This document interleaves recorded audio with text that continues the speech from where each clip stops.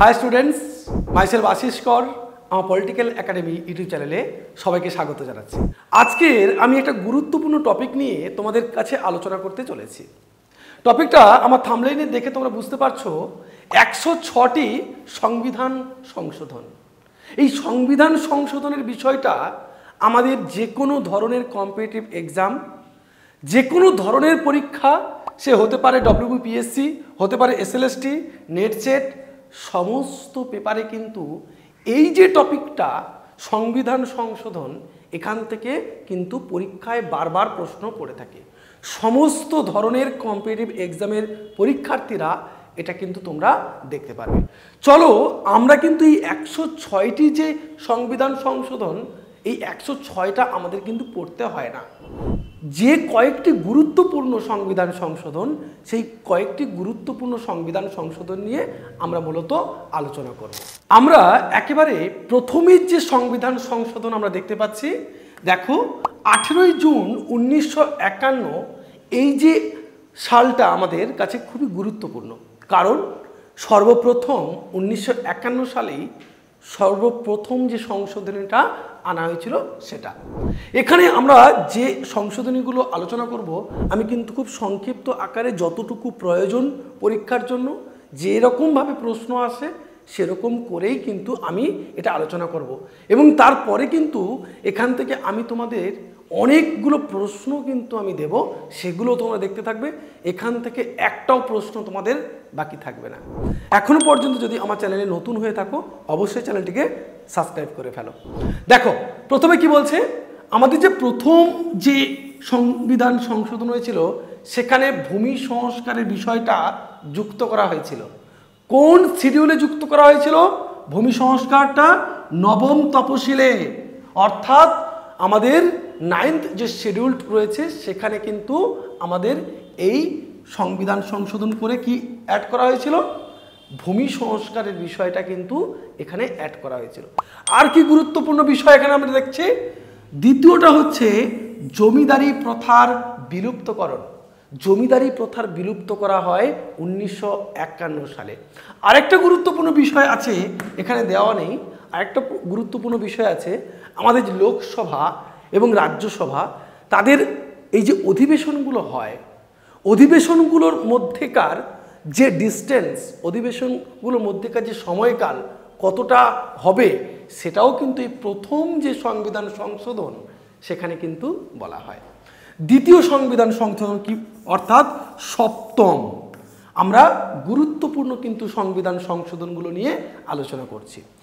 সপ্তম যে সংবিধান সংশোধন হয়েছিল 1 নভেম্বর 1956। এই ডেটগুলো কিন্তু তোমাদের মনে রাখতে হবে, অন্তত সালগুলো তো অবশ্যই মনে রাখতে হবে। কি বলছে, ABCD শ্রেণী রাজ্যের বিলোপ এবং ভাষাভিত্তিক রাজ্যের পুনর্গঠন। খুব গুরুত্বপূর্ণ একটা কথা বলছে এখানে, মনে রাখো। কি বলছে, ABCD, যখন আমাদের ভারত স্বাধীন হয় তারপরে পুরো ভারতবর্ষ ABCD এই 4টি ভাগে কিন্তু বিভক্ত ছিল। তখন ওরকম এই রাজ্য সেই রাজ্য, আজকে যে 28টা রাজ্য দেখছো, এরকম কিন্তু 28টা রাজ্য তখন ছিল না। এখন কি হচ্ছে, এই ABCD যে বিভক্ত ছিল পুরো ভারতবর্ষ, সেই রাজ্যগুলোর ধীরে ধীরে কি হচ্ছে, এইরকম 4টি ভাগ আস্তে আস্তে বিলোপ ঘটছে এবং ভাষাভিত্তিক প্রথম রাজ্য গড়ে উঠছে। তোমাদের কাছে প্রশ্ন থাকবে আমার, প্রথম ভাষাভিত্তিক রাজ্য কোনটি গড়ে ওঠে? আমি কিন্তু ভিডিও শেষে বলে দেব। তোমাদের জন্য প্রশ্ন থাকলো, ভাষাভিত্তিক রাজ্য প্রথম কোনটি, এটা তোমাদের জন্য প্রশ্ন। তারপরে বলছে দেখো, এক বা একাধিক রাজ্যের জন্য একটি হাইকোর্ট স্থাপন করা হয়। এই সপ্তম যে আমাদের সংবিধান সংশোধন, এখানে দ্বিতীয় যে গুরুত্বপূর্ণ বিষয়টা হচ্ছে তোমাদের মনে রাখার বিষয়, সেটা হচ্ছে হাইকোর্ট স্থাপন হচ্ছে একাধিক বা এক বা একাধিক রাজ্যের জন্য একটি হাইকোর্ট স্থাপন। তোমাদের জন্য প্রশ্ন থাকছে এখানে, আমাদের কলকাতা যে হাইকোর্ট, আমাদের কলকাতা হাইকোর্ট পশ্চিমবঙ্গের জন্য সর্বোচ্চ হাইকোর্ট। এছাড়াও কলকাতা হাইকোর্ট কোন কেন্দ্রশাসিত অঞ্চলকে পরিচালনা করে বা কোন কেন্দ্রশাসিত অঞ্চলের জন্য? পরের যে গুরুত্বপূর্ণ সংবিধান সংশোধন সেটা হচ্ছে অষ্টম সংবিধান সংশোধন, যেটা হয়েছিল 5ই জানুয়ারি 1960। কি বলছে? গুরুত্বপূর্ণ বিষয়, লোকসভা এবং রাজ্য বিধানসভাগুলিতে প্রার্থীদের আপাতত 10 বছরের জন্য তপশিলি জাতি, তপশিলি উপজাতি এবং ভারতীয় সম্প্রদায়ের প্রতিনিধিত্বের জন্য আসন সংরক্ষণের ব্যবস্থা করা হয়।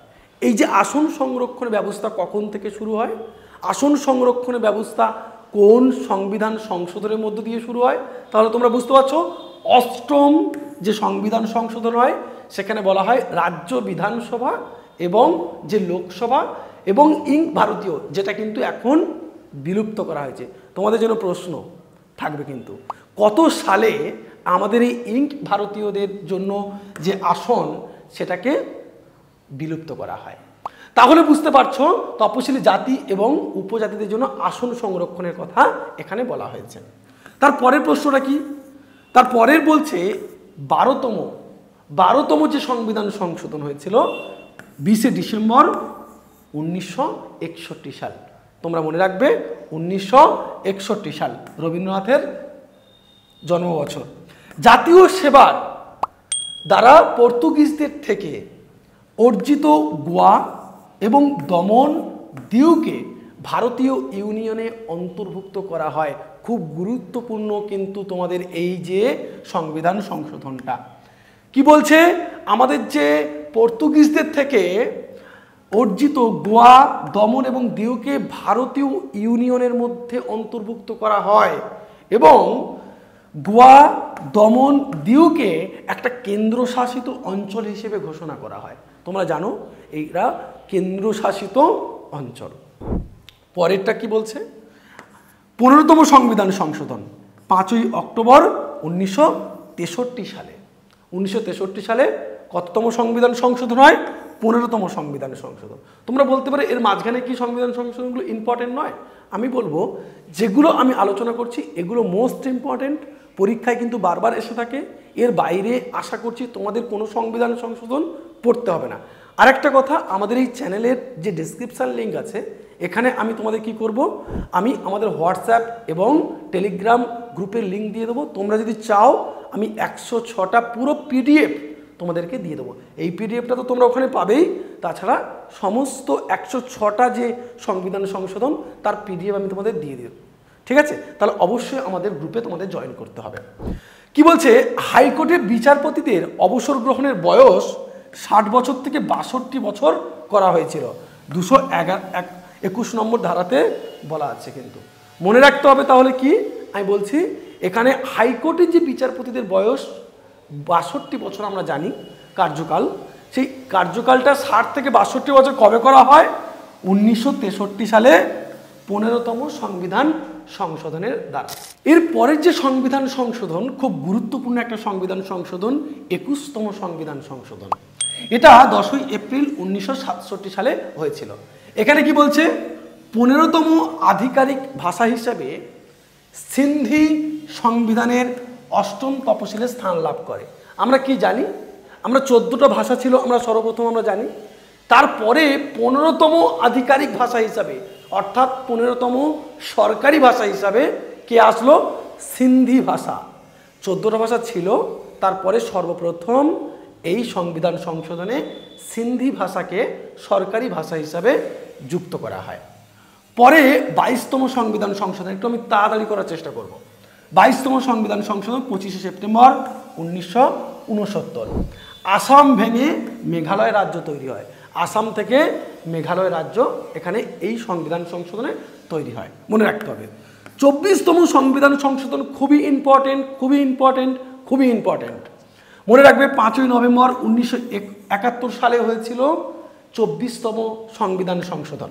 এখানে সংসদের গণতান্ত্রিক মৌলিক অধিকার সংক্রান্ত সংবিধানের যে কোনো ধারা সংশোধন করার ক্ষমতা, সংবিধান সংশোধনী বিলের রাষ্ট্রপতি স্বাক্ষরের বাধ্যবাধকতা, সংবিধান সংশোধনী আইনকে বিচারাধীন রায়ের বাইরে রাখা হয়। খুবই গুরুত্বপূর্ণ এই পয়েন্টটা তোমাদেরকে মনে রাখতে হবে। 24তম সংশোধনী তাহলে কি বলছে? সংসদে গণতান্ত্রিক যে মৌলিক অধিকার সংক্রান্ত যে বিষয়, সেখানে সংবিধানের যে কোনো ধারা সংশোধন করার যে ক্ষমতা এটা কিন্তু বলা হয়েছিল 24 নম্বর সংশোধনীর মধ্য দিয়ে। এটা একটু মনে রাখতে হবে, খুবই গুরুত্বপূর্ণ একটা সংশোধন। তারপরে বলছে 26তম সংশোধন 26শে এপ্রিল 1972 সালে এটি হয়েছিল। এখানে কি বলছে, রাজন্যবর্গের উপাধি বিশেষ অধিকার যা পূর্বে রাজ্য হওয়ার দরুন দেওয়া হতো তা প্রত্যাখ্যান বা প্রত্যাহার করা হয়। মূলত এই যে আমাদের উপাধি দেওয়া হয় না, বিভিন্ন রকম, তুমি রাজা, তুমি মহারাজা ইত্যাদি ইত্যাদি উপাধি দেওয়া হতো, এই উপাধিগুলোকে বিলোপ করা হয়। তোমরা দেখবে 18 নম্বর যে সাম্যের অধিকারে যে ধারা রয়েছে সেখানে কিন্তু উপাধি কেউ দিতে পারে না। ভারতবর্ষে এখন কিন্তু উপাধি দেওয়ার কোনো রকম কোনো নিয়ম নেই। কিন্তু এই যে আমরা দেখি মাঝে মাঝে কারোর সামনে, কোনো মানুষের সামনে ডক্টরেট, এই যে উপাধিগুলো দেওয়া রয়েছে, শিক্ষা সংক্রান্ত উপাধি, এগুলো কিন্তু থাকে। এগুলোকে আমরা উপাধি বলতে ওই রকমভাবে উপাধি বলি না, যেগুলো রাজা, যেগুলো কিন্তু শিক্ষা সংক্রান্ত কিছু বিষয় দেওয়া হয়। যেমন আমরা দেখতে পাই ভারত রত্ন, দেখতে পাই তো, এই বিষয়গুলো কিন্তু দেওয়া হয়। কিন্তু আগের যে রাজা উপাধি, হ্যাঁ মহারাজা উপাধি, এগুলো কিন্তু ভারতবর্ষে, স্বাধীন ভারতবর্ষে অন্তত নেই। চলো পরের সংবিধান সংশোধন দেখে নেওয়া যাক। 28তম সংবিধান সংশোধন 29শে আগস্ট 1972। 1972 কি হয়েছে, স্বাধীনতার পূর্বে পূর্ব ভারতীয় সিভিল সার্ভিস বা আইসিএস এর আধিকারিকদের সব সুযোগ সুবিধা, বিশেষ সুযোগ সুবিধাকে বাদ করার উদ্দেশ্যে গ্রহণ করা হয়। পুরোপুরি আগে যে সুযোগ সুবিধাগুলো ছিল এখন সেগুলোকে বাতিল বলে গণ্য করা হয়। 31তম সংবিধান সংশোধনী বলছে 17ই অক্টোবর 1973 সালে হয়েছিল। এখানে কি বলছে, সংসদে আসন সংখ্যা 525 থেকে বৃদ্ধি করে সর্বপ্রথম 545 করা হয়। এখন যে আমরা 545 জন সংসদের যে লোক সংখ্যা দেখি, আসন সংখ্যা দেখি, সেটা কোন সংশোধনে করা হয়, 31 নম্বর সংবিধান সংশোধনে, এটা আমাদের মনে রাখতে হবে। যার 20টি আসন উত্তর পূর্ব রাজ্য থেকে, খুব গুরুত্বপূর্ণ, এবং কেন্দ্রশাসিত অঞ্চলের প্রতিনিধিত্ব নিশ্চিত করতে বরাদ্দ করা হয়। এখানে কিন্তু এই 20টি আসন কাকে, উত্তর পূর্ব যে সমস্ত রাজ্যগুলো আছে এবং কেন্দ্রশাসিত যে অঞ্চলগুলো আছে সেখান থেকে অবশ্যই সেখান থেকে নিতে হবে। এই সংবিধান সংশোধন করা হয়। পরে বলছে 36তম সংবিধান সংশোধন 26শে এপ্রিল 1975। এখানে দেখো সিকিম 25তম রাজ্য হিসাবে ভারতের সঙ্গে যুক্ত হয়। সিকিমের অন্তর্ভুক্তি কততম সংবিধান সংশোধনের মধ্যে হয়েছিল, সিকিমের অন্তর্ভুক্তি হয়েছিল আমাদের 36তম সংবিধান সংশোধনের মধ্যে দিয়ে। খুব গুরুত্বপূর্ণ একটা প্রশ্ন, এই প্রশ্নটা বারবার কিন্তু পরীক্ষায় আসে। পরে যে সংবিধান সংশোধন কি বলছে, 41তম সংবিধান সংশোধন 7ই সেপ্টেম্বর 1976 সালে হয়েছিল। খুবই গুরুত্বপূর্ণ। রাজ্য সিভিল সার্ভিস কমিশন ও যৌথ পাবলিক সার্ভিস কমিশন জেপিএসসি এবং এসপিএসসি এর চেয়ারম্যান এবং অন্যান্য সদস্যদের অবসর গ্রহণের বয়স 60 থেকে 62 বছর করা হয়। আমাদের যে এসপিএসসি রাজ্য কমিশন এবং যেটা হচ্ছে যৌথ পাবলিক সার্ভিস কমিশন, জয়েন্ট যৌথ পাবলিক সার্ভিস কমিশন, সেটা মূলত তাদের যে চেয়ারম্যান আর সদস্যদের বয়স 60 থেকে 62 বছর করা হয়। কততম সংশোধনে, 41তম। 42তম সংবিধান সংশোধন, এটা কিন্তু আমাদের কাছে খুবই ইম্পর্টেন্ট, যেটার জন্য আমরা কিন্তু 42 এবং আমাদের 44তম সংবিধান সংশোধন আমাদের কাছে খুবই গুরুত্বপূর্ণ। বারবার এই দুটি সংবিধান সংশোধন থেকে পরীক্ষায় প্রশ্ন আসে। তাহলে এখানে বেশি করে আমরা একটু নজর করব। বলছে 1976 সালের 18ই ডিসেম্বর এই সংবিধান সংশোধন হয়েছিল। ভারতের সংবিধানের প্রস্তাবনায় প্রিয়াম্বেল, যেটা বলছি প্রস্তাবনায়, সমাজতান্ত্রিক বা সোশ্যালিস্ট, ধর্মনিরপেক্ষ বা সেকুলার, আর সংহতি বা ইন্টিগ্রিটি, এই শব্দ তিনটিকে যুক্ত করা হয়। এই শব্দ তিনটি আগে কিন্তু ছিল না। আমাদের এই 76 সালের আগে ভারতবর্ষের সংবিধানে এই তিনটি শব্দ ছিল না। এই তিনটি শব্দকে মূলত যুক্ত করা হয়। কি শব্দ যুক্ত করা হয় বারবার পরীক্ষায় পড়ে, একটা হচ্ছে ধর্মনিরপেক্ষ, একটা হচ্ছে সংহতি, আর একটা হচ্ছে সমাজতান্ত্রিক। এই তিনটি শব্দ এখানে যুক্ত করা হয়। আর কি বলছে, বলছে সর্বনিম্ন মৌলিক কর্তব্য, নাগরিকদের মৌলিক কর্তব্য সংবিধানের 4র্থ অংশে অন্তর্ভুক্ত করা হয়। আমাদের যে মৌলিক যে কর্তব্যটা রয়েছে সেটা চতুর্থ অংশে কিন্তু অন্তর্ভুক্ত করা হয়, অর্থাৎ 51A নম্বর ধারাতে অন্তর্ভুক্ত করা হয়। যে মৌলিক কর্তব্য যেটা সেটাও কিন্তু আমাদের উচিত সেটাকে মেনে চলা। আমরা জানি সংবিধানের তৃতীয় যে অধ্যায়, আমাদের সংবিধানের তৃতীয় যে অধ্যায়, এই তৃতীয় অধ্যায় কিসের কথা বলা হয়? এই তৃতীয় অধ্যায় মৌলিক অধিকারের কথা বলা হয়। কিসের কথা বলা হয়? মৌলিক অধিকারের কথা বলা হয়।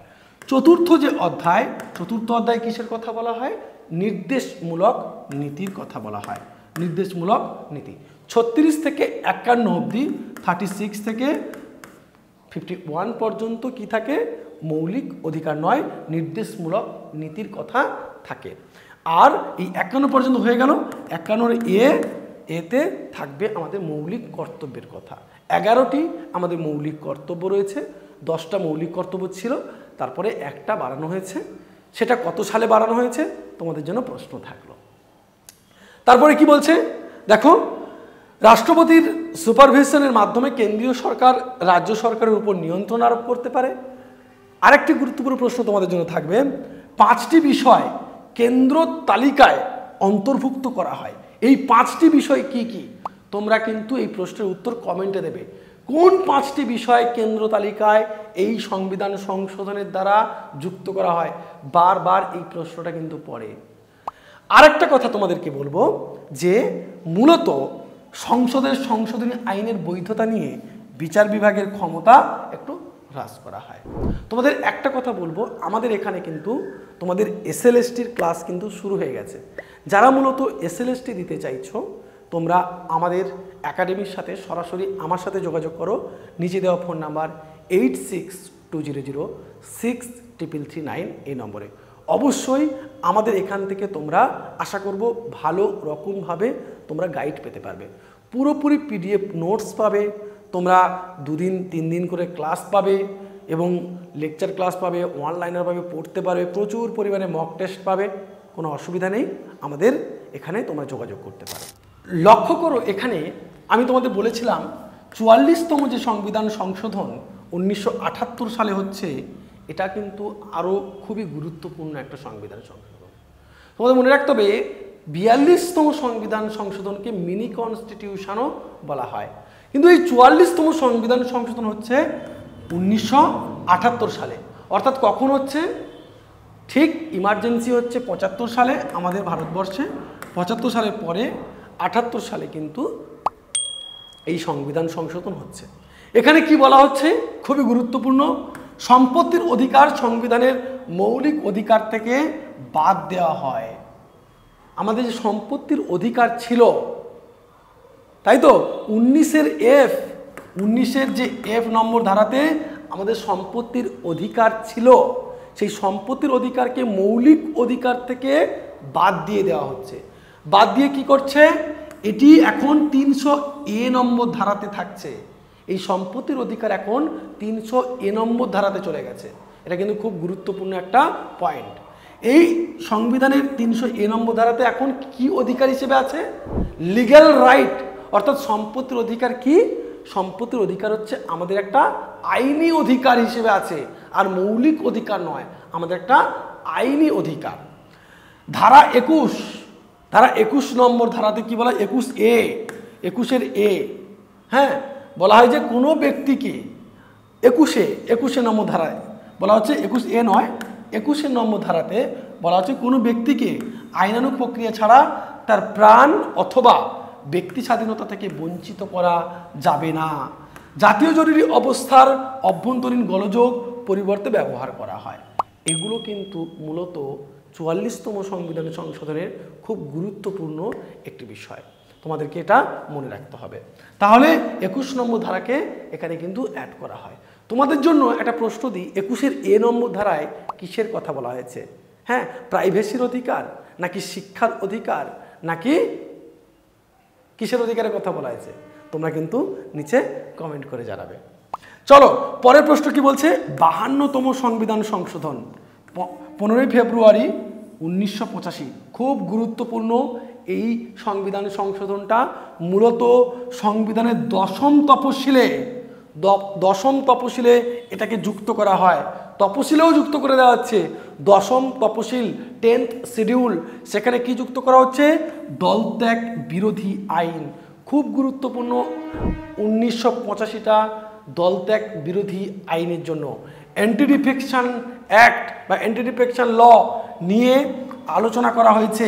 এই আইন প্রধানমন্ত্রী রাজীব গান্ধীর আমলে গৃহীত হয়। কার আমলে গৃহীত হচ্ছে? রাজীব গান্ধীর আমলে গৃহীত হচ্ছে অ্যান্টি ডিফেকশন ল। দলত্যাগ বিরোধী আইন বলতে কি বোঝায়? মূলত সেই সময় যুগে দাঁড়িয়ে একজন মানুষ সব সময় এই দলে চলে যাচ্ছে একবার, ওই দলে চলে যাচ্ছে একবার, এই দলে আসছে আর একবার, ওখানে চলে যাচ্ছে, দল বারবার বারবার করে চেঞ্জ করতো। এই জন্য বলা হতো আয়ারাম গয়ারাম, বলা হতো না? এই যে বারবার করে দল চেঞ্জ করতো, তাতে কি হতো? সরকারের একটা অস্থিতিশীলতা তৈরি হতো। তার জন্য এই আইন তৈরি হয়, যাতে না দলে এরকম চেঞ্জ করতে পারে। তাহলে তার সদস্যপদ কিন্তু খারিজ করা হবে যদি এক দল থেকে অন্য দলে চলে যায়। পরে যে সংবিধান সংশোধন বলছে দেখো, 59তম সংবিধান সংশোধন 30শে মার্চ 1988 সালে গাজিয়াবাদে রাষ্ট্রপতি শাসনের এই যে মেয়াদ 3 বছর পর্যন্ত বৃদ্ধি করা হয়। গাজিয়াবাদ রাষ্ট্রপতি শাসনের 356 নম্বর ধারা অনুযায়ী যে রাষ্ট্রপতি শাসন, সেখানে মেয়াদ 3 বছর পর্যন্ত বৃদ্ধি করা হয় 59তম সংবিধান সংশোধন দ্বারা। খুব ভালো করে মনে রাখবেন। 61তম সংবিধান সংশোধনে কি বলা হচ্ছে? খুবই গুরুত্বপূর্ণ। 1988 সালে 61তম সংবিধান সংশোধন হচ্ছে নাগরিকদের ভোটদানের ন্যূনতম বয়স 21 থেকে কমিয়ে 18 বছর করা হয়। এই যে 18 বছরের ছেলেরা তোমরা যে এখন ভোট দিতে পারো, এই 61তম সংবিধান সংশোধনের জন্য। আগে ছিল 21 বছর বয়স, এখন হয়েছে কত? 18 বছর বয়স, তোমরা ভোট দিতে পারবে। তোমাদের জন্য প্রশ্ন থাকলো যে ভোটাধিকার, আমরা যে অ্যাডাল্ট ফ্র্যাঞ্চাইজ বলছি, নির্বাচন কমিশন যে ভোটাধিকার দেয় সেটা কত নম্বর ধারা অনুসারে তোমাদের বলতে হবে। ঠিক আছে, চলো। 65তম 12ই মার্চ 1990 সাল 65তম যে সংবিধান সংশোধন হচ্ছে, অনগ্রসর জাতি উপজাতিদের জন্য জাতীয় কমিশন গঠন করা হয় এবং তাকে সাংবিধানিক স্বীকৃতি দেওয়া হয়। সাংবিধানিক স্বীকৃতি দেওয়া হচ্ছে, দেখো, কনস্টিটিউশনাল বডি হিসেবে গড়ে তোলা হচ্ছে এবং অনগ্রসর জাতি এবং উপজাতিদের জন্য জাতীয় কমিশন গঠন করা হচ্ছে। এই যে আমরা বলি না, অনগ্রসর জাতির জন্য কমিশন বা উপজাতিদের জন্য কমিশন, এদের জন্য বিশেষ একটা কমিশন, জাতীয় কমিশন গঠন করা হচ্ছে কততম সংবিধান সংশোধনে? 65তম সংবিধান সংশোধন। এই যে আমরা সংবিধান সংশোধন দেখছি 59তম সংবিধান সংশোধন, যেটা 12ই ডিসেম্বর হয়েছিল 1991 সালে। এই যে সংবিধান সংশোধনটা মূলত দিল্লি যে আমাদের যে এখন আমরা যেটাকে আমরা রাজধানী বলছি, রাজধানী অঞ্চল বলছি, সেটা মূলত একসময় কি ছিল? কেন্দ্রশাসিত অঞ্চল। সেই কেন্দ্রশাসিত অঞ্চল থেকে এই সংশোধনীর দ্বারা সর্বপ্রথম জাতীয় রাজধানী অঞ্চল হিসেবে গড়ে তোলা হয়। কার মধ্য দিয়ে?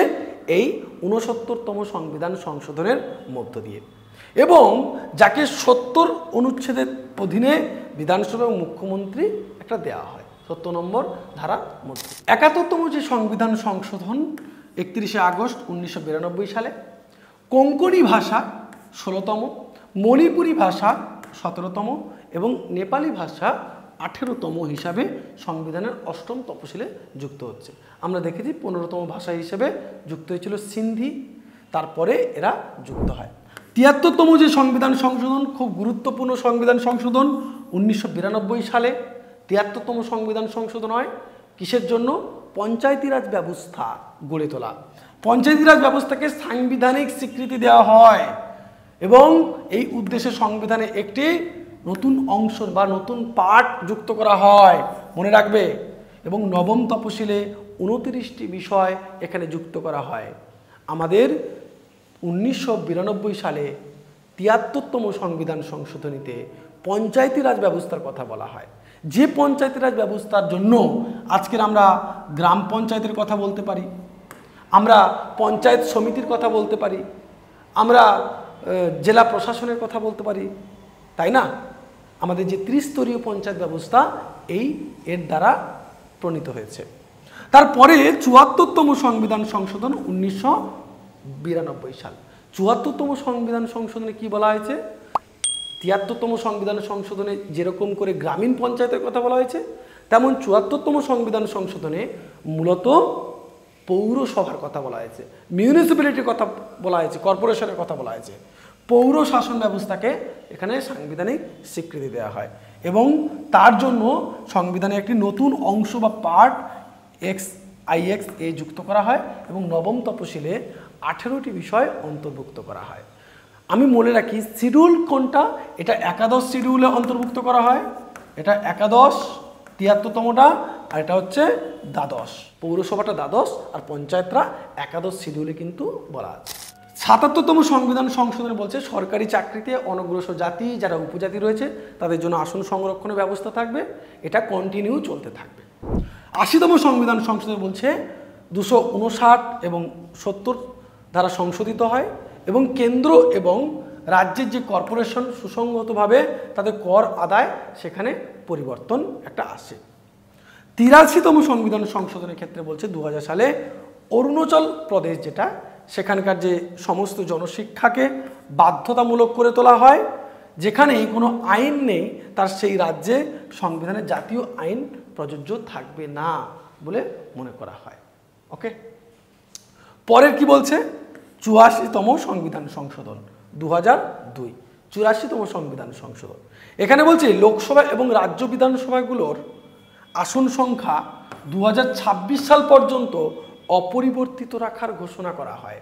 অর্থাৎ লোকসভা এবং রাজ্য যে বিধানসভার যে আসন সংখ্যাগুলো আছে সেগুলো একরকম থাকবে, কোনো বাড়বে না বা কমবে না বা অপরিবর্তিত থাকবে 2026 সাল পর্যন্ত। তোমাদের খুব একটা গুরুত্বপূর্ণ সংবিধান সংশোধন হচ্ছে এই 86তম সংবিধান সংশোধন, যেটা 2002 সালে হয়েছিল। এটা খুব ভালো করে মনে রাখতে হবে। সংবিধানের অনুচ্ছেদ 45 নম্বর নতুন সংযোজন করা হয়। 45 নম্বর যে ধারা সেটাকে নতুনভাবে যুক্ত করা হয়, যেটি 6 থেকে 14 বছর বয়সী শিশুদের জন্য শিক্ষা বাধ্যতামূলক করে। 6 থেকে 14 বছর যে শিশু তাদের শিক্ষা অবৈতনিক এবং বাধ্যতামূলক সেটা করা হয়। এবং তোমাদেরকে মনে রাখতে হবে 21 নম্বর অনুচ্ছেদের পরিবর্তন করে শিক্ষার অধিকার যুক্ত করা হয়। তোমরা জানো 21-এর এ আমাদের কিসের অধিকার দেয়? শিক্ষার অধিকার দেয়, আমাদের প্রাইভেসির অধিকার দেয়। শিক্ষার অধিকারটা কিন্তু খুব গুরুত্বপূর্ণ অধিকার। তোমরা মনে রাখবে 21-এর এ নম্বর ধারায় কিসের অধিকারের কথা বলা হয়? শিক্ষার অধিকারের কথা বলা হয়। 6 থেকে 14 বছর প্রত্যেকটি শিশু অবৈতনিক এবং প্রত্যেকে শিক্ষা পাবে, প্রাথমিক শিক্ষা। তারপরে বলা হয় কি 89তম সংবিধান সংশোধন 28 সেপ্টেম্বর 2003। 74তম সংবিধান যে সংশোধন হয়েছিল সেখানে তপশিলি জাতি ও উপজাতিদের জন্য জাতীয় কমিশনের জায়গায় তপশিলি জাতি 338 নম্বর ধারায় এবং উপজাতি 338-এর এ নম্বর ধারার জন্য পৃথক পৃথক কমিশন স্থাপন করা হয়। এই কমিশনের চেয়ারপারসন থেকে সদস্য সকলকে রাষ্ট্রপতি নিয়োগ করে।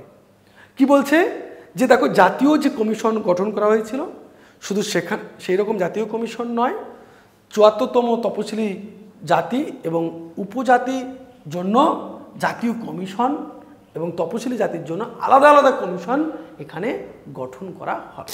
91তম সংশোধনী কি বলছে তোমাদের মনে রাখতে হবে, খুবই গুরুত্বপূর্ণ।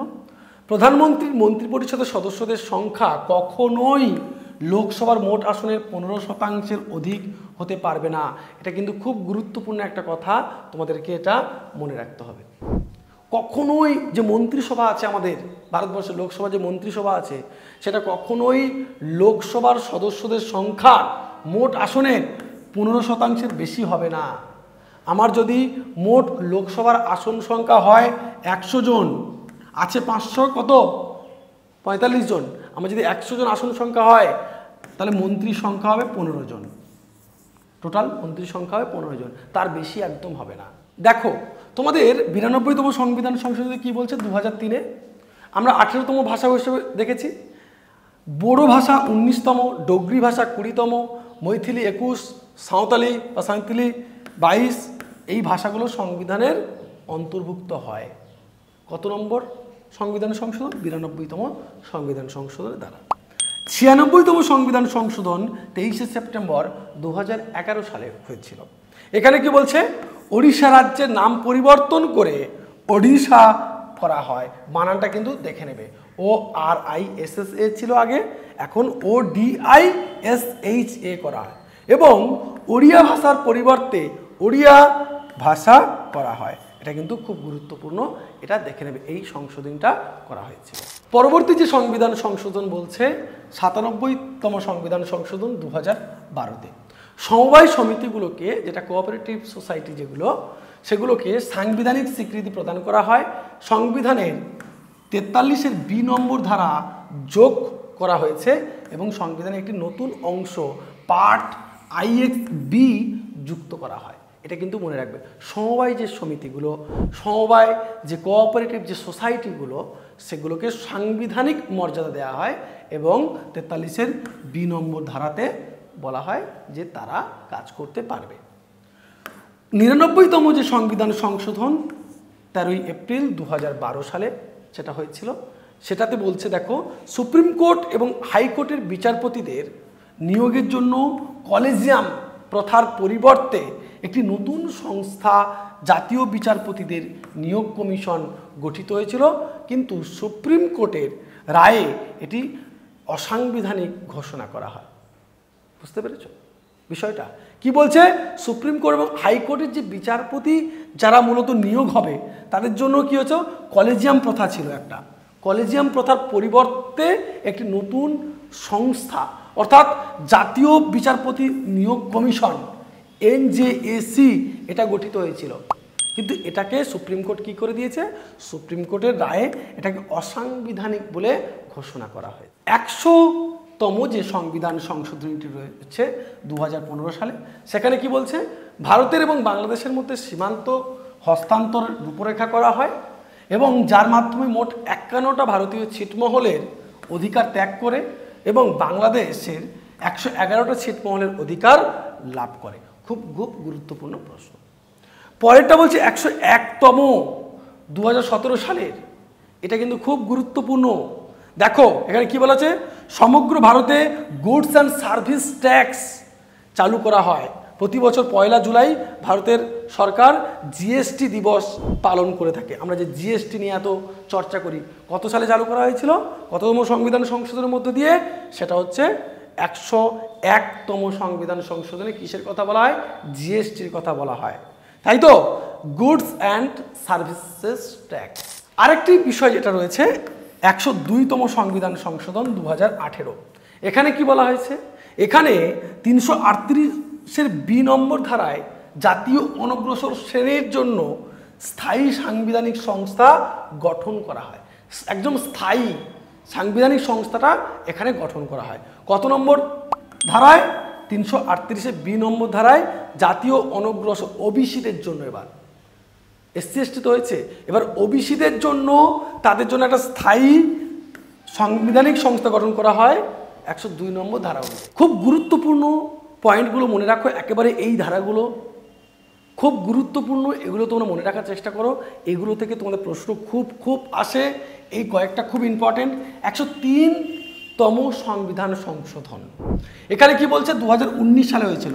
সাধারণ শ্রেণীর অর্থনৈতিকভাবে দুর্বল শ্রেণীর EWS, এটা খুব মনে রাখবে, তাদের জন্য সরকারি শিক্ষা প্রতিষ্ঠান এবং সরকারি চাকরিতে 10% সংরক্ষণ, যাদের বার্ষিক পারিবারিক আয় 8 লক্ষ টাকার নিচে, যাদের বার্ষিক পারিবারিক আয় 8 লক্ষ টাকার নিচে, এরকম যারা জেনারেল ক্যান্ডিডেট রয়েছে, তাদের জন্য তৈরি করা হয় কি?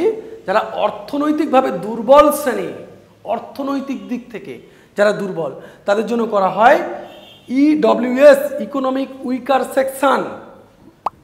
তার দ্বারা কি করতে পারবে? সরকারি চাকরি প্রতিষ্ঠান, সরকারি চাকরিতে 10% তাদের জন্য সংরক্ষণ থাকবে, যাদের পারিবারিক আয় 8 লক্ষ টাকার নিচে। এটা বলা হয় কততম সংশোধনীতে? ১০৩তম সংশোধনী। তারপরে ১০৪তম সংশোধনীতে কি বলা হয়? 2020-তে সংবিধানের 334 নম্বর ধারা অনুযায়ী লোকসভা এবং রাজ্যসভার অ্যাংলো ইন্ডিয়ানদের জন্য সংরক্ষিত আসন রহিত করা হয়। সংরক্ষিত আসন সেটা তুলে দেওয়া হয়, আমি যেটা তোমাদের বলেছিলাম। তাহলে এটা কততম সংশোধনীতে? এটা হয়েছে ১০৪তম সংশোধনীতে। ১০৫তম সংশোধনীতে কি বলা হচ্ছে? ১০৫তম সংশোধনী 18ই আগস্ট 2021 অনগ্রসর শ্রেণীর তালিকা প্রস্তুতের ক্ষমতা রাজ্য সরকারকে ফিরিয়ে দেওয়া হয়। অনগ্রসর শ্রেণীদের রাজ্য তালিকা প্রস্তুতের ক্ষমতা রাজ্য সরকারকে ফিরিয়ে দেওয়া হয়। এবার একেবারে লাস্ট যে সংবিধান সংশোধন হয়েছে 106তম সংবিধান সংশোধন, সাংবিধানিক যে সংশোধন 2023, এর মূল বিষয় কি? এর মূল বিষয় হচ্ছে মহিলাদের জন্য আসন সংরক্ষণ। এই সংশোধনীটি লোকসভা, রাজ্যসভা এবং বিধানসভা, দিল্লি জাতীয় রাজধানী অঞ্চলে বিধানসভা মহিলাদের জন্য 1/3 আসন সংরক্ষণের ব্যবস্থা করেছে। মূলত এই সংশোধনটি কিসের উপর ভিত্তি করে গড়ে উঠেছে? মহিলাদের উপর আসন সংরক্ষণের ব্যবস্থা। যে মহিলাদেরকে সশক্ত করতে হয়, মহিলাদের ক্ষমতায়নের জন্য মহিলাদেরকে এগিয়ে আসতে হবে, মহিলাদেরকেই মূলত আমাদেরকে এগিয়ে আনতে হবে। ভারত মাতার উন্নতির জন্য, ভারত মায়ের উন্নতির জন্য মহিলাদেরও প্রয়োজন রয়েছে। তাই মহিলাদেরকে আসন সংরক্ষণের কথা বলা হচ্ছে। আশা করছি একটা ভিডিওতে আমি তোমাদের সমস্ত সংবিধান সংশোধনটা আলোচনা করতে পেরেছি খুব সংক্ষিপ্ত আকারে। আমি তোমাদের পিডিএফটি আমাদের হোয়াটসঅ্যাপ এবং টেলিগ্রাম যে লিঙ্ক দেবো ডেসক্রিপশানে, সেখানে আমি তোমাদের সেন্ড করে দেবো, সেখান থেকে তোমরা দেখে নিতে পারবে। ভালো থাকবে সবাই, দেখা হবে আবার পরের ভিডিওতে।